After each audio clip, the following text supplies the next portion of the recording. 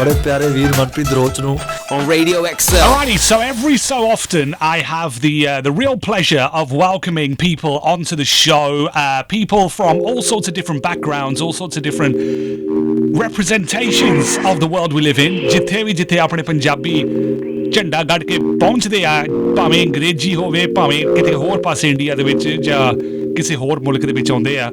Our guest today is an award-winning journalist, founder of Pakar News.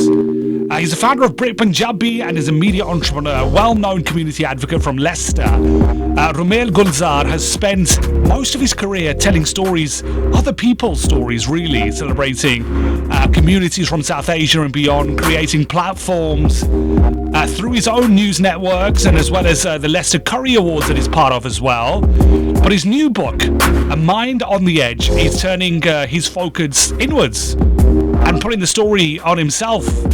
The book is exploring his personal journey with mental health, trauma, grief, responsibility, and a silence that I think many men, immigrants and South Asians carry sometimes for years, something that many of our listeners can relate to.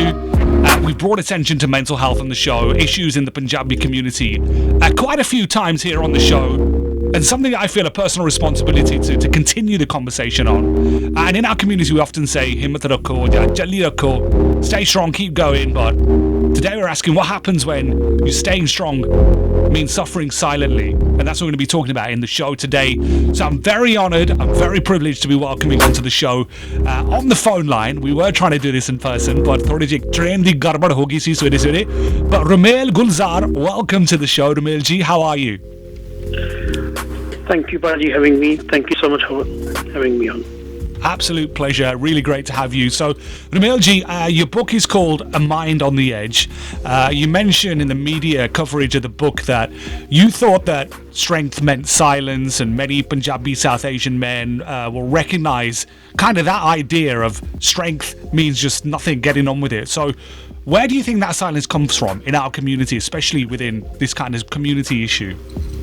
Actually, if we're talking about South Asian community, especially in our Punjabi community, we kind of grown up with that. We not, I'm experienced myself, we only talk about when it's a physically illness or physically you can see something. Yeah. And if you say to something, I'm in having this sort of episodes, normally they could call you Jatu te pagal hai, something like that.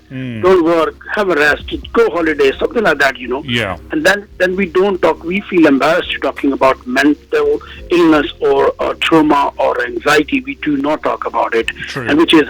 And I believe took me write this small book. I call it a novel. It took me 51 years. I'm going through with this. I didn't realize since I'm born this journey has been carry on, but somehow it's keep putting under the carpet. And this is many people are in our cultures going through this. Yeah. So as an immigrant, as a father, as a man, so there's like that trifecta almost, right, of kind of like factors as well, as a Punjabi as well yourself. Did you feel there was a pressure to kind of always look strong, and even if you were struggling yourself? Wow, this is a very good question. Yeah, always a pressure to stay strong. Don't worry.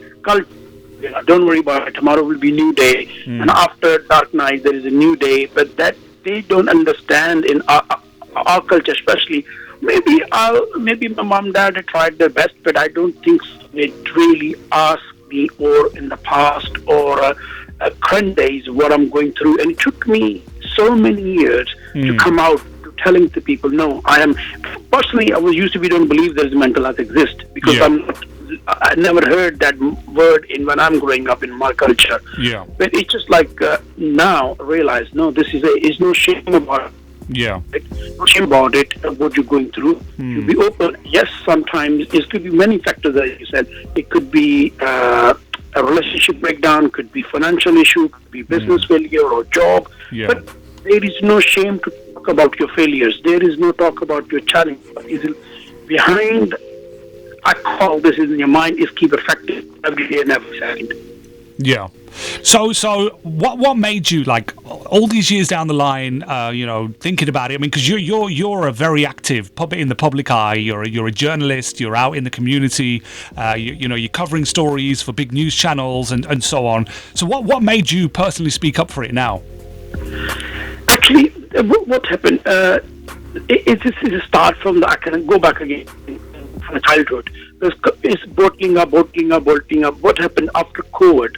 And COVID is lifted. When COVID happened, you know what about it? Just a few weeks, few months, but then it's on and on, and then it's for years, And now lifted, we are out and about. Life's been changed, but it's impacted. And a lot of things happening in the back end, and then I'm just reversing myself. Well, could be there is enough in my life to live on, but I could not keep getting all horrible thoughts where people have lost very, very close friends, similar issue, and he's taken his own life. But I was maybe kind of coming into edge, but I thought that's not the case. You need to be talking what issue is. It's not about sleeping tablet. It's not about depression. It's something else. And then just like a lot of happening, I need to talk to. When I used to tell my close friends, they think, oh, ami karda, just making excuse for something. If you're not able to do something, you're making excuse. But they did not listen to me. They did not do what I'm going through. But some people outside, which is I cannot expect even a stranger, they understand what it's all about, and then few friends come forward. They say, "No, tell us all about it." Then I decided I'm going to be very open. Posted one social media post, and that's really thank you to all of people who's listening, who came up on my Facebook, on my Instagram, social media, on all of my LinkedIn. They show their support, and they've taken very positively. Yeah. Some people had a few negative comment, or you are in the public domain, why are you writing this, it will affect you for future. But no, it's not affecting me. If I'm feeling something not right, I want to be safe myself, and that's urged me to put these words into the book. Someone asked me this question yesterday on the social media, how long took to write? It's only 23 chapter, Mind of the Edge, a very novel style book, quick read, because a lot to digest. I told him, I said, it took me 51 years. And he's shocked. Because I'm carry on this weight for past 51 years. I'm a 51-year-old now. Carry on that weight.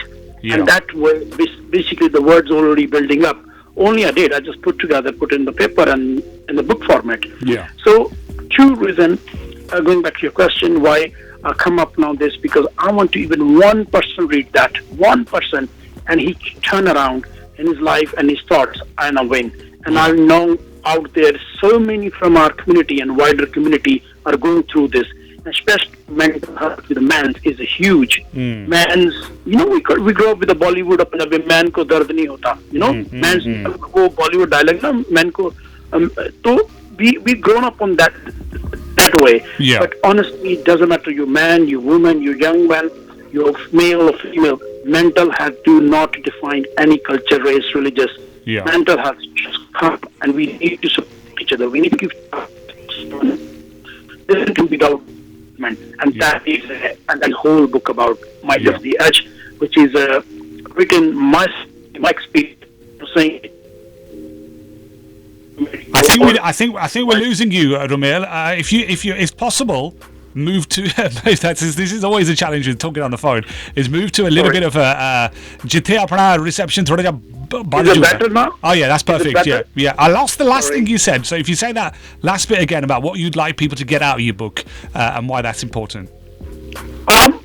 I would like to people read this book, and if you are going through this challenge, again, this is not professional advice. I'm not a medical or professional advice. Just I'm sharing my experience. Firstly, I can say if you read this, but heavily to take, I'm talking about a lot of serious things. You are not alone. Do not feel shame from your failures. Do not feel if you have made a mistake. We are human. We make error.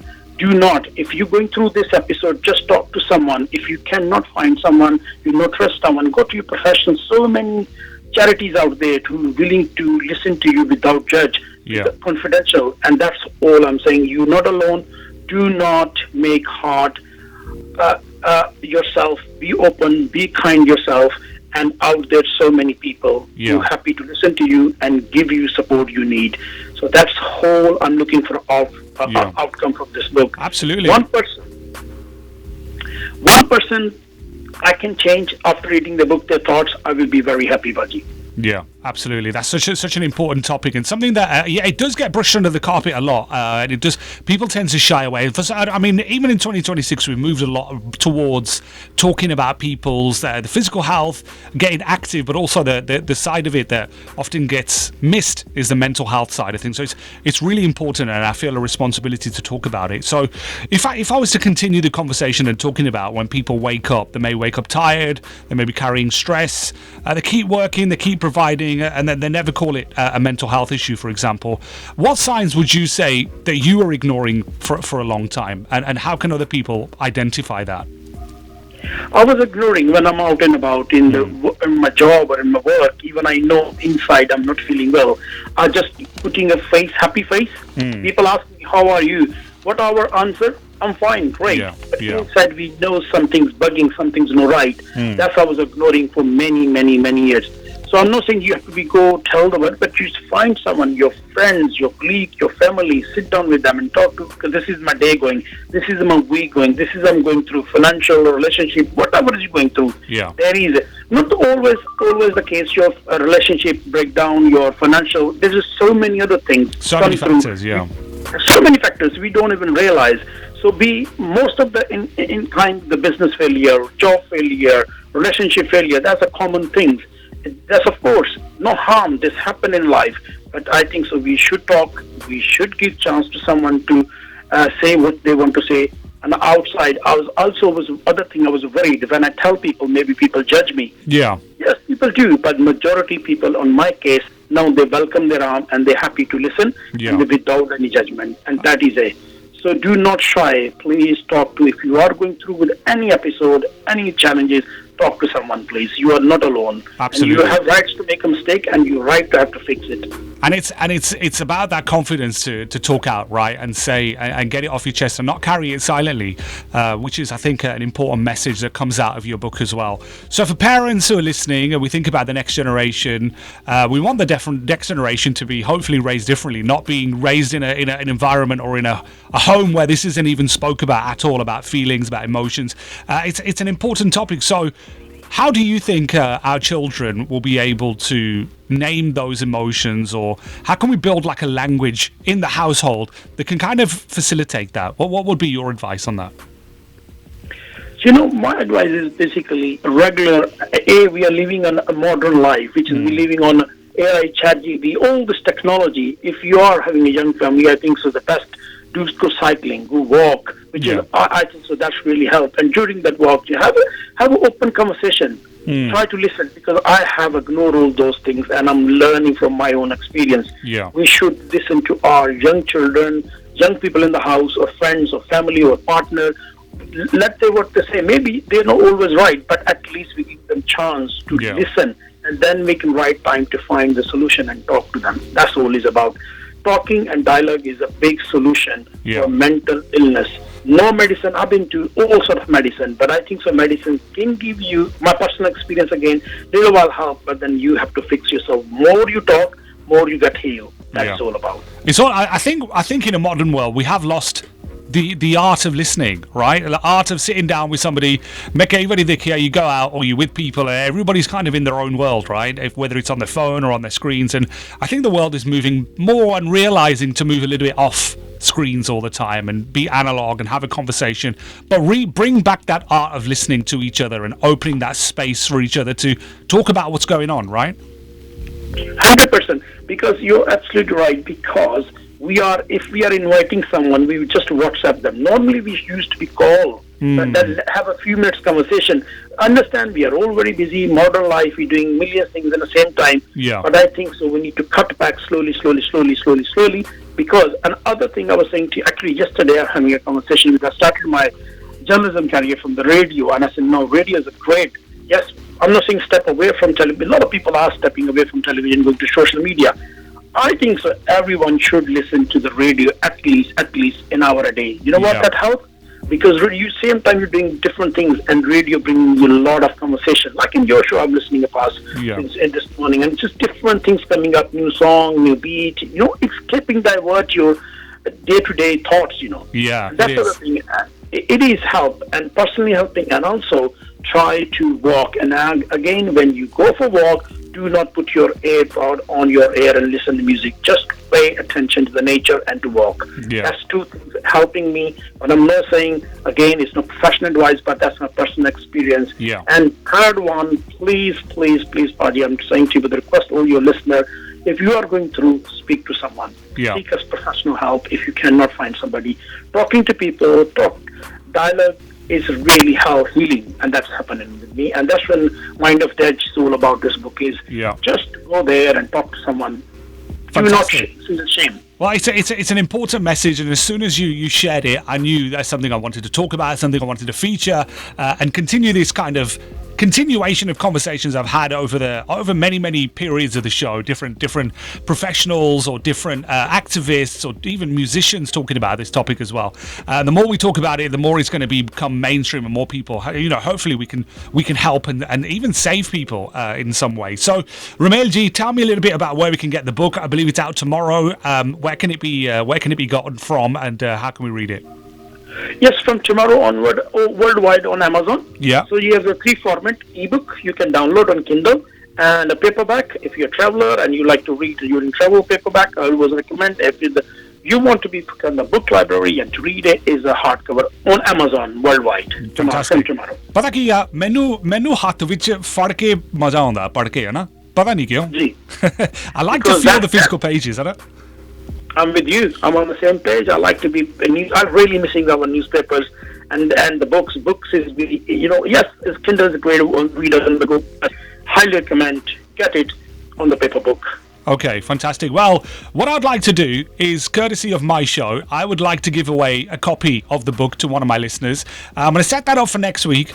Maybe we can even get a signed copy from yourself and hand that over to one of our listeners. But please do go online, search for Romail Gulzar. That's Romail Gulzar. You can find him online. You can find him on the socials as well.